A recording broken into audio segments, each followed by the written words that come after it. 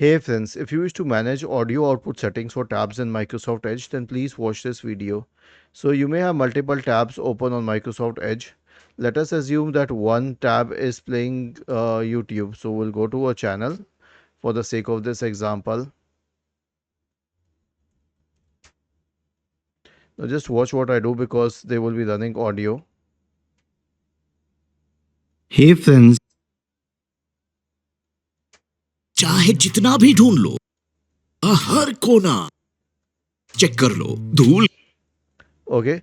So the audio for this tab will be managed by the symbol here at the top right. When the audio is working, now I've muted it. That's why you cannot see it. I will unmute it and show you what I do at the top here. है ना? Hey friends, if you Was this helpful? If yes, then please subscribe to the channel. If not, then let us know in the comment section of the video on how we could help you further. Thank you for watching this video and have a nice day.